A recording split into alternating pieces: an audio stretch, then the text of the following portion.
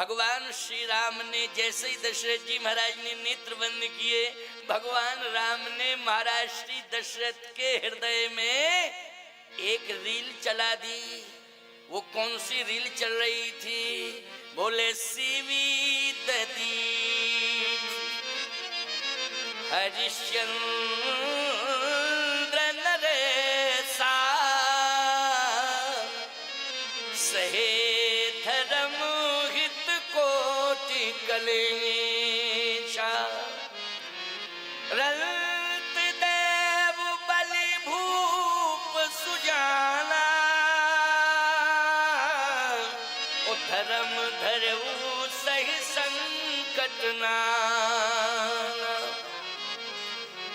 सिवी ददीच बलि जो कछु भाका शिवी ददीच बलि जो कछु भाका तन पर हरऊ बचन पन राखा तन पर हरऊ लेकिन बचन पन राखा रघुकुल रीति सदा चली आई प्राण जाई बर बचन न जाए। ईमानदारी के साथ बताओ, ये शिवी ददीच हरिश्चंद्र रंत्रदेव बलि आदि आदि ये सब अंदर हृदय में दिखाई दे रहे हैं महाराज दशरथ को। समझ रहे हो कि नहीं? आंख बंद है ना, दिखाई दे रहे हैं। एक बात आपको बता दूं, जब व्यक्ति मरने लगता है तो पाप पुण्यों की रील उसके सामने चलने लगती है। मृत्यु के समय ये उसको अनुभव है, जो मरने वाला है उसको अनुभव है। आपका महाराज पता कैसे चलेगा? तो मरने लगोगे पता लग जाएगा, उसमें क्या दिक्कत की बात है? वो तो बात सत्य है, जो सत्य है वो सत्य है। हाँ, मरने वाले व्यक्ति के आगे पाप और पुण्यों की रील चलने लगती है कि मैंने कब कब पाप किए हैं, कब कब पुण्य किए। प्यारे महाराज श्री दशरथ की भी यही मनोदशा। आज शिवी ददीश हरिश्चंद्र रंतदेव ये सभी सामने आ गए, सब चल रहे हैं, इतिहास सबका अलग अलग।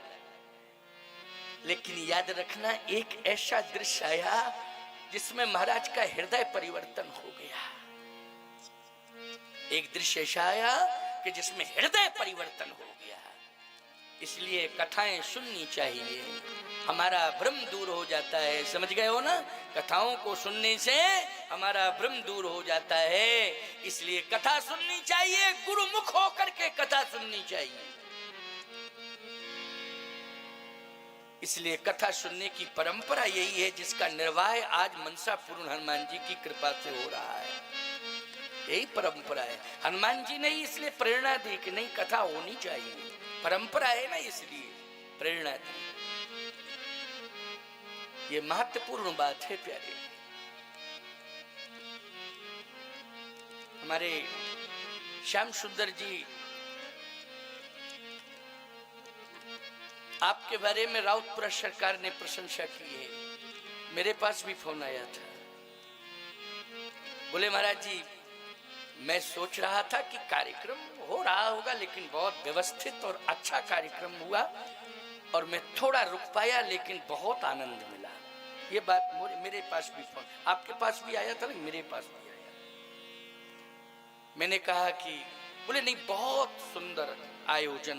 हम ये सोच रहे थे यहाँ कथा हो रही होगी, लेकिन वहां जाकर के मैंने देखा, ये लगा कि बहुत व्यवस्थित कार्यक्रम। आइए महाराज, आप पधारिए। हमारे श्री कमलदास जी महाराज बहुत अच्छे संत हैं, ये दिव्य संत हैं। संतों का पदार्पण हो रहा है साहब। भजनानंदी संत प्रतिदिन आते हैं और जो भगवान के विशेष कृपा पात्र हैं। बहुत आपका भी स्थान बड़ा दिव्य है, बहुत भजन करते हैं आप। बड़े बड़े विशाल आयोजन और भंडारे आपके नेतृत्व में होते हैं। एक बार तो मेरी भी कथा हुई है, आपने मुझे बुलाया था और अभी भी बुलाने की कोशिश करते रहते हैं। पधारे महाराज। संतों का आगमन, हनुमान जी की कृपा से आप सबको दर्शन लाभ प्राप्त हो रहा है। ये आपके अगणित पुण्यों का प्रतिफल है। संत दर्शनम पातक टरे, संतों का दर्शन करने से पातक टल जाते हैं। आए महाराज, पधारे। स्वागत है आपका, वंदन अभिनंदन है। जय हो।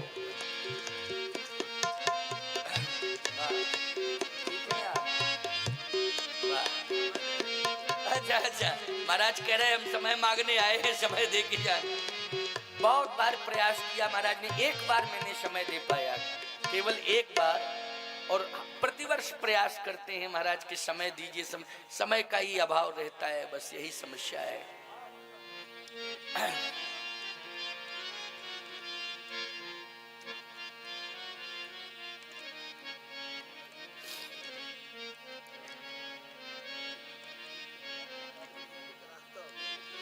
अच्छा अच्छा, वाह महाराज। श्री कमलदास जी महाराज ने यज्ञ कराया तो श्री श्याम सुंदर जी को मुख्य यजमान बनाया था।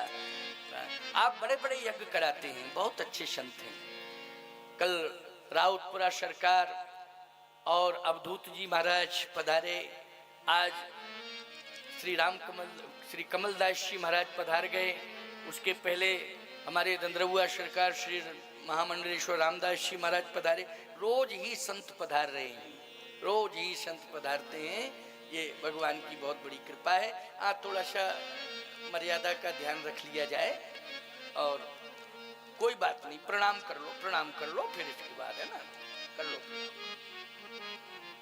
देखो जो मर्यादा बनाई है मानना चाहिए, आशीर्वाद है। बैठो बैठो, विराजो। बहुत अच्छे, ये नृत्य बहुत अच्छा करते हैं, नारदीय परंपरा है। हाँ पधारो पधारो। हाँ हाँ मिलेंगे मिलेंगे, पधारो पधारो, विराजो। चलो चलो भाई, जिद मत करो, बैठ जाओ बैठ जाओ, जिद नहीं करना चाहिए। चलो बैठो बैठो, सभी दर्शन करें। हाँ आइए सुनिए। भगवत कृपा से, भगवान की कृपा से आए हम लोग, मन को एकाग्र करें और कथा श्रवण करें। चर्चा चल रही थी कि उर प्रेरक रघुवंश विभूषण, प्रेरणा देने वाले भगवान हैं। और आज चक्रवर्ती सम्राट जी के हृदय में भी जो प्रेरक बनकर के बैठा है वही परमात्मा बैठा हुआ है। वो अपना कार्य स्वयं कर रहा है, स्वयं कर रहा है, वैसे ही प्रेरणा दे रहा है। महाराज रंतदेव का दर्शन कराया, क्या इतिहास है, कितना बड़ा त्याग है महाराज रंतदेव का, महाराज शिवी का, महाराज शिवी का कितना बड़ा त्याग है, रंतदेव जी का कितना बड़ा त्याग है। सभी राजाओं का त्याग, उनमें एक त्याग ऐसा महात्यागी निकला, सत्यवादी हरिश्चंद्र, कि महाराज का हृदय कांपने लगा, शरीर कांपने लगा।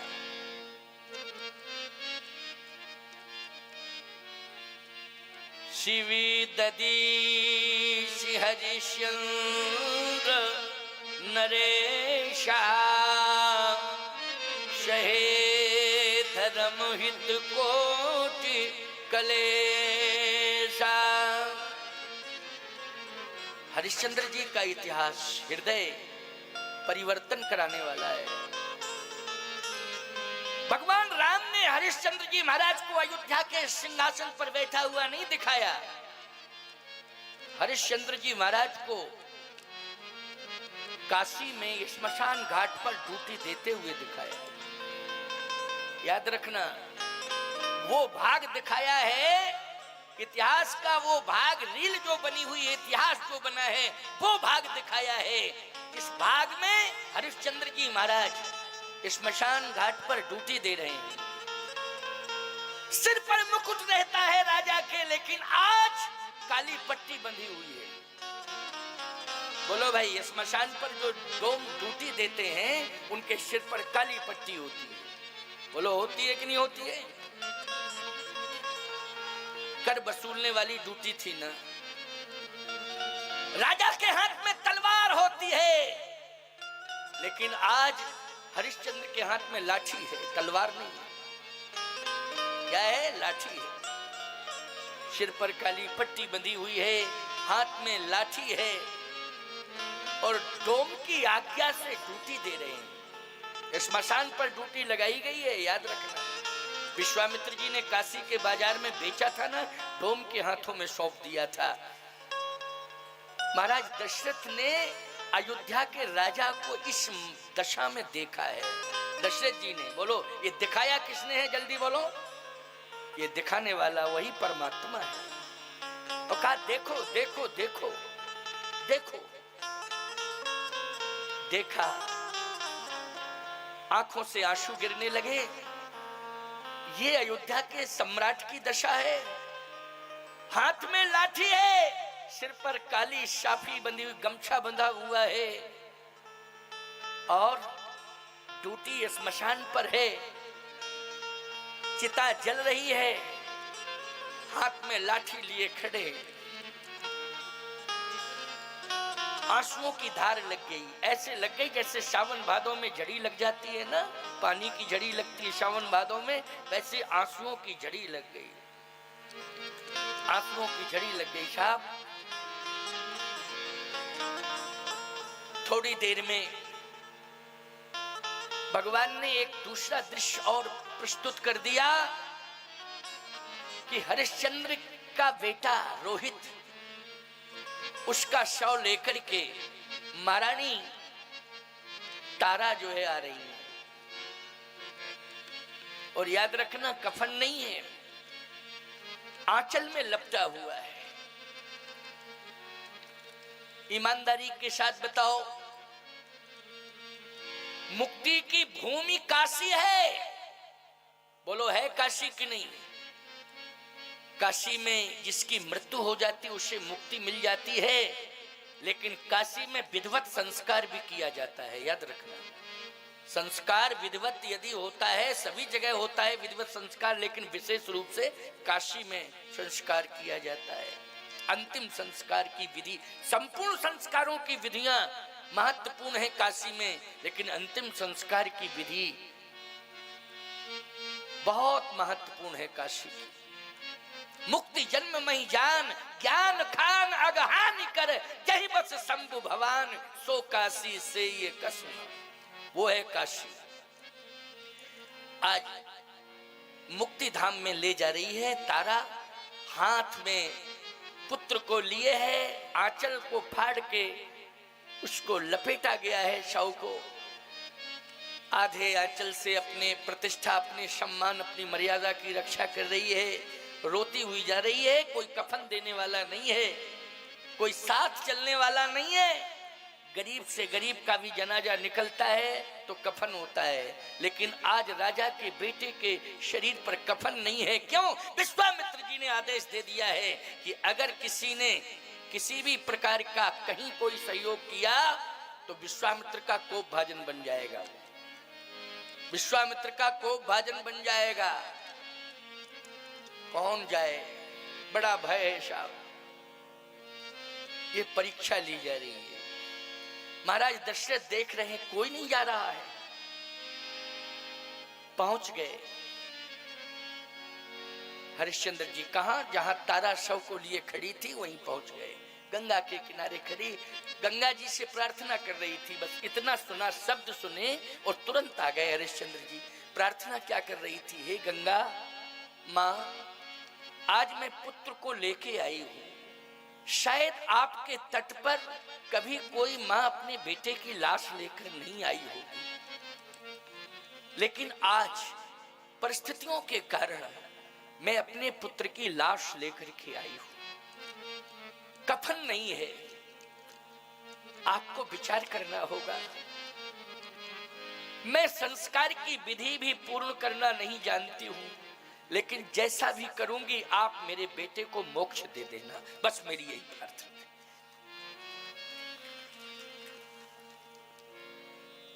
ये बेटा राज्य का अधिकारी था, अयोध्या का सम्राट बनना था, लेकिन आज सत्य धर्म ने, गंगा मां इस कंडीशन पर पहुंचा दिया कि मेरे बेटे को राज्य तो नहीं मिला, मौत मिली, और मौत के साथ साथ कफन भी नहीं मिला, कफन तक नहीं मिला, लेकिन मुक्ति मिलनी चाहिए, बस मेरी यही प्रार्थना है। अब बोलो, इन शब्दों को सुन करके हृदय परिवर्तन होगा कि नहीं होगा? जरा विचार करना, ये बहुत बड़ी बात है। गंगा मां सुनेगी नहीं क्या? प्रार्थना कर रही है गंगा मां से, तारा कि मेरे बेटे को मोक्ष दे देना। अब मैं शव को दग्ध करने जा रही हूं।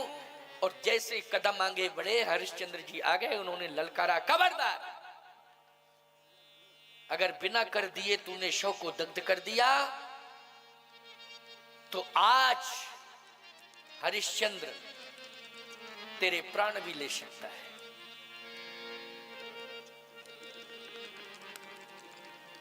तारा ने एक ही बात कही, क्या संकट में, विपत्ति में संबंधों को भी ठुकरा दिया जाता है? आज इतनी बड़ी विपत्ति आई है तो आप संबंध भूल गए? ये आपका पुत्र है, मैं आपकी पत्नी हूं। बिना कफन के लाश आई है तो आज पिता का धर्म नहीं कहता है कि पुत्र की लाश आज दग्ध होने जा रही है, लेकिन कफन के लिए पैसा नहीं है, कर कहां से दिया जा सकता है? क्या इस पर विचार नहीं करना चाहिए? आप भूल रहे हैं कि आपका पुत्र है, आप भूल रहे हैं कि मैं आपकी पत्नी हूं, आप भूल रहे हैं। हरिश्चंद्र का नहीं, ये पुत्र रोहित है, तू मेरी पत्नी है, तो क्षमा करिए, अंतिम संस्कार होने दीजिए। नहीं नहीं, जब तक कर नहीं ले लूंगा तब तक शव को दग्ध नहीं करने दूंगा। तो आप पहचान नहीं रहे हैं, मैं पहचान रहा हूं, लेकिन याद रखना तारा, मैं पुत्र का त्याग कर सकता हूं, पत्नी का त्याग कर सकता हूं, जब तक जिंदा हूं तब तक सत्य का त्याग नहीं कर सकता हूं। जो मैंने वचन दिया है राजा डोम को, उसका पालन करूंगा मैं, इसलिए मुझे कर चाहिए।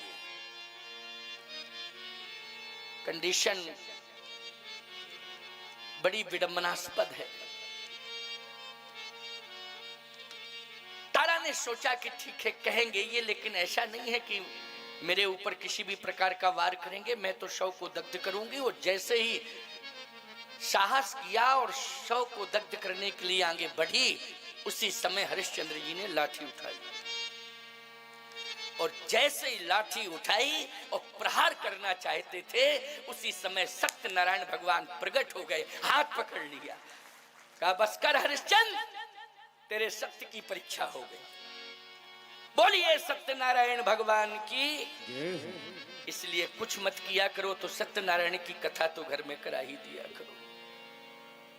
बोलो भाई, इससे क्यों वंचित हो रहे हो? ज्यादा नहीं है तुम्हारे पास धर्म करने के लिए धन, तो घर में एक बार सत्यनारायण भगवान की कथा करा दिया करो।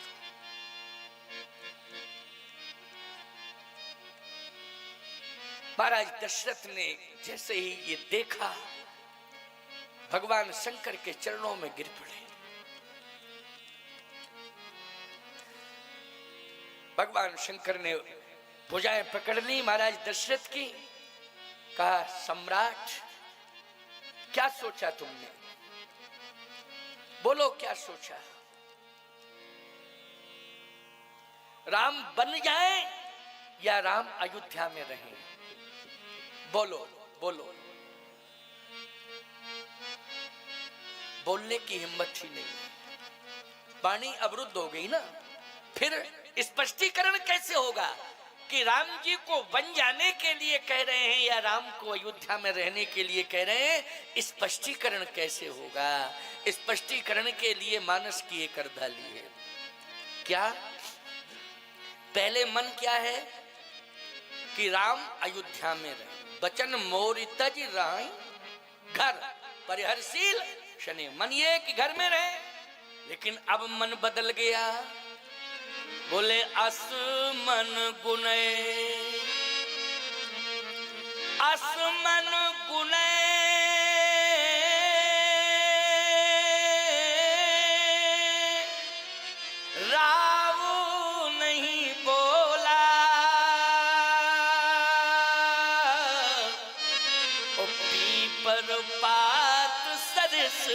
मन डोला। पीपल के पत्ते की तरह मन हिल गया, डुल गया। बोलो डुल गया कि नहीं? पहले मन था बचन मोरी तज रही ग्रही, लेकिन अब मन डुल गया। अब वो मन नहीं रहा है कि अयोध्या में रहे, लेकिन मुखर होकर नहीं पा रहे हैं, तो भगवान शंकर से मन ही मन कह दिया कि मुखर होकर मैं बोल नहीं पा रहा हूं, मुझ में क्षमता नहीं रह गई बोलने की, लेकिन मैं राम को बन जाने की मौन स्वीकृति देता हूं। असमन गुनय राव नहीं बोला, पीपर पात सरिस मन डोला। अब मेरा मन यही है कि राम बन जाए, लेकिन मौन स्वीकृति, मौनम स्वीकृति लक्षणम। बोलो मौन स्वीकार का लक्षण माना जाता है कि नहीं माना जाता है? क्यों? यहां धर्म और सत्य महत्वपूर्ण है। बोलो है कि नहीं? धर्म और सत्य महत्वपूर्ण है, क्योंकि आज स्वयं सत्यनारायण भगवान प्रकट हो गए हरिश्चंद्र जी के आगे। बोलो हुए कि नहीं हो गए? सत्यनारायण भगवान प्रकट हो गए अयोध्या में। सत्यम परम धीमहि, राम सत्य संकल्प दृढ़ सभा कालवश। राम सत्य संकल्प, राम सत्य है, सत्यम परम धीमहि। इसलिए भैया अयोध्या में सत्य ही प्रकट हुआ है, और आज जो बन जा रहा है वो सत्य ही जा रहा है। बोलो जा रहा है कि नहीं जा रहा है? महाराज दशरथ ने मौन स्वीकृति दे दी।